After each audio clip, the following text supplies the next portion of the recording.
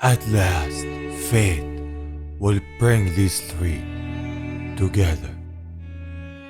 In the last chapter of Dragon Ball Super, we've seen a lot of things revealed, a lot of things that we didn't know before that now has been given to us. For example, the facts about Ultra Instinct and the powers of the gods of destruction. But one thing at the end that piqued our interest, or at least my interest, was that the strongest warrior in the universe will soon rise. And it didn't say who that warrior is, but it became clear that it's either one of the Saiyans or the new character called Granola. Though everything said and done, the rise of the strongest warrior isn't something that happened on accident. A lot of things drove that into manifesting, and one main reason for this awakening is Goku himself, since Granola's whole purpose of getting revenge was because Frieza is alive.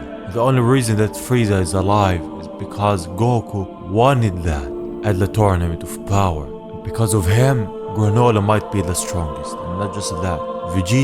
Vegeta's strive to power is because Goku is always one step ahead of him, so he was to train and acquire the power of the gods of destruction. So one of those two might be the strongest in the universe. And the only reason that the strongest in the universe, the strongest warrior, will rise is because of Goku. The past, present, and future are all connected. Through the strength of fate, a new warrior will be reborn. And thus, let's see where our story will go next. The greatest warrior in the universe, so you wish to become the most powerful life form apart from the gods themselves. So the wish of Granola that he gave to the dragon was to become the strongest warrior in the universe. But this wish I don't think should be granted by a normal dragon. Being the strongest in a universe is a wish beyond any limits. The Super Dragon Balls are what needs to be used for this wish, in my opinion. He tells him, yeah, can you do it? Can you make me the greatest warrior in the universe? The dragon says it's possible to make you stronger than you already are, but I can't increase your power beyond your latent potential. So he can't. This is beyond his reach, as it should be. Those are just two Dragon Balls. They're not the Super Dragon Balls that can grant any wish. To everything there's a flip side.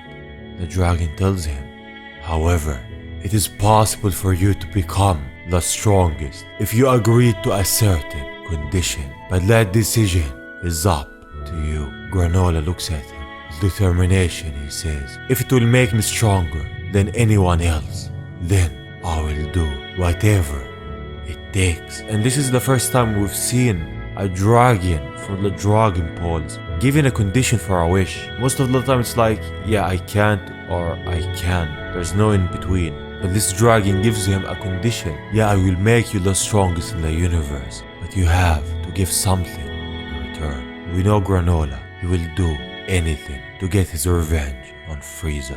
But at the same time, life didn't stop. Somewhere else in the universe, in Beerus' place, we've seen Vegeta holding a rock. He's screaming at it, then destroying it. Something is off about him. Beerus tells him all you did was break it with just a key blast. When we gods use our destruction move or Hakai, the target is completely erased from existence. We turn something into nothing, and when matter is destroyed, it releases heaps of energy. So Beerus is training him, and this is what I like to see. I want to see Vegeta rise and compete with Goku. Maybe he will become the strongest, who knows.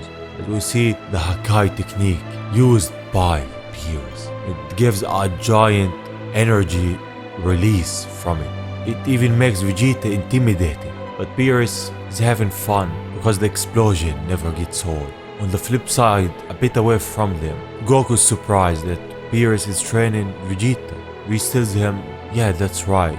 Is there a problem? Goku says, nah. Vegeta is his own man. I'm here to polish Ultra Instinct. Let's see which one of us can be the strongest in the universe. But he says, I see. keep in mind that the strongest may in fact turn out to be someone else entirely. Goku tells him, do you know of someone stronger than us, Whis? He says no, not specifically, but given the scope of the universe, there might be someone out there that might be the most powerful entity, but it looks like Whis is hiding something. He knows stuff that he won't say to us. Isn't that right, Oracle Fish? He says. And the funny thing about this is the Oracle Fish itself is too tired to just say yeah. It's just the looks of it and how she says the strongest warrior in the universe will soon rise is funny. And the fact that Vegeta is just right there in front of her. He says that would be me with a big smile on his face. It just gives us that special recipe that Dragon Ball has. The funny elements, the gas, the powers. It's all in here. And this chapter is written by Akira Toriyama, so this is a plus. Vegeta is holding one small rock that it might be not a rock in his fingers and uses the Hakai on it. He did it. Goku's happy for him. He started to use the Hakai. He tells him, watch out, Kakarot. I will soon be destroying much larger things. So this is it. I always said it, and I will always keep saying it. Vegeta is more suited to be a god of destruction, while Goku is more suited to be one of the angels. And those chapters, this one and the one before, just emphasize on this fact. This is their destiny. So how will fate carry what needs to be done? On planet Surreal, the planet of Granola, we see that the Dragon Balls have departed. And Granola himself is different. His hair grew longer. With a more serious look, he holds a giant rock in the sky and destroys it with ease. The impact of the explosion is felt everywhere. The boulder exploded. What technique was that? The voice in his head says. The shockwave from the boulder wakes the Namekian. He goes into the living room and notices that the Dragon Ball is gone. He goes outside to the site of Granola, way up in the sky. He calls for him, asking him, what has he done? Granola just looks at him and he looks like a Super Saiyan 3. He's not a Super Saiyan, I know, but the looks of it. He used the Dragon Balls. The strength that he gained is unraveled in the universe. The Namekian surprised. The whole universe, there had to be a condition. Don't tell me you accepted it. Of all of the foolish things you could have done. Listen well, Granola. There's no better way to make new enemies pop out of nowhere than by brandishing that sort of power. But Granola is full of himself, full of his power. He tells him, don't be ridiculous. As the greatest warrior in the universe, I can defeat any threat that comes my way. He's full of himself. It's like the first time when Vegeta came to Earth. Monaito the Namekian says, don't let that power go into your head. You may be the strongest today, but you don't know who or what tomorrow will bring. As Granola flies way up in the sky, he doesn't sense Frieza's presence on nearby planets, so he will go to EliZ to gather the location of Frieza. Monaito screams for him to wait as he falls down. He has done it. It's all over for him now. Don't blame yourself, Monaito. It's not your fault. Revenge is a bad thing, but sometimes it's all what people believe in. Granola leaves the planet for the Heeters and EliZ. Whis is watching what's going on, as Goku and Vegeta are still toying with the fish, asking who will be the strongest. While Whis is still staring and seeing what Granola is up to, he cuts his hair back to normal. So that's what happened. This may cause some turmoil. So Granola might be the strongest, but that's not something that we know for sure. The fact that he became one of the strongest is because Goku, his actions in the past, influenced the future.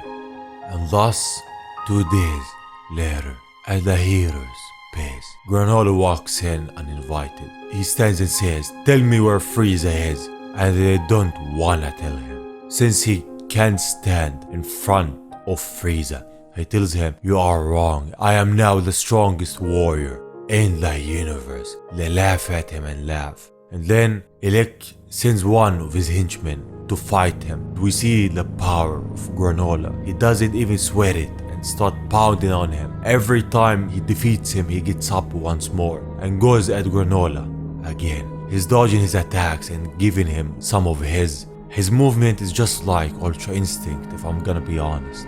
He's dodging all over, and at the last time that he goes at him, as he sends a part of the floor at him, Granola just uses what looks like a new technique that dissolves matter. And they don't stop there. The female henchman goes at Granola also, but he dodges all of her attacks and wraps a rope around her. They are no match for him, and this is apparent.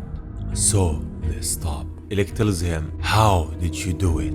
Your surge in power isn't something normal. Granola tells him, I've used the Dragonballs. So EliZ agrees to tell him where Frieza is. For the time being, he doesn't know. He will search for him. Granola tells him, make that quick. I don't have much time to spare. He doesn't have very long to live, that's what he meant. But Cerealians live for 200 years. Granola is still 50, so why is that? He says, I sacrificed my 150 remaining years in exchange for this power. That was the condition. As we go back in time, the dragon tells him, I'm able to multiply your current strength by condensing any and all power you could have accumulated in your lifetime. He means that if he lived for 200 years, he will gather a certain amount of power. The dragon can give him all the power that he can accumulate in those 200 years. Now, by shortening his lifespan, he can make him the greatest in the universe. So how many years will he have left? 3. He will live for 3 more years, and then he will die. I don't know why is revenge. It's important that he will live his life like that. I know that his planet is destroyed, but from the looks of it, he never felt what it's like to have a family, what it's like to live for someone else. Back to the present, Granola leaves and says, I will be waiting. As EliZ and his henchmen go back to eat him, he says that Granola gonna have to die at some point, and he will use the Saiyans for that. The same Saiyans that took out more, the same Saiyans that rule over the strongest mortals in the universe. Universe strongest or not, if he's up against those, it's game over for him. And honestly, I don't know who Granola is or why is he like this, or if his power is enough, but he's sure that one of the strongest warriors in the universe is one of the 3, and that last fate will bring those 3 together. The 3, one of them will be the strongest in the whole universe, the strongest warrior to ever exist. And honestly, I'm gonna be completely honest, I'm rooting for Vegeta. He needs his time to shine, he needs his time to show Goku his true power. And Granola, I actually feel bad for him. It must be a heavy burden. It will drive someone to sacrifice all of his life just for revenge. So I actually want him to be a good guy. I want him to see the clear picture. I'm rooting for him also. And yeah, this is it. This is the end of the chapter. Chapter 70 of the Dragonball Super manga. So thank you for watching. If you enjoyed, subscribe and like. And if you didn't dislike, leave your thoughts in the comments. Tell me, what did you think about this chapter? About Vegeta, Granola and Goku. And yeah, saying that, I will see you on the next one. Bye bye.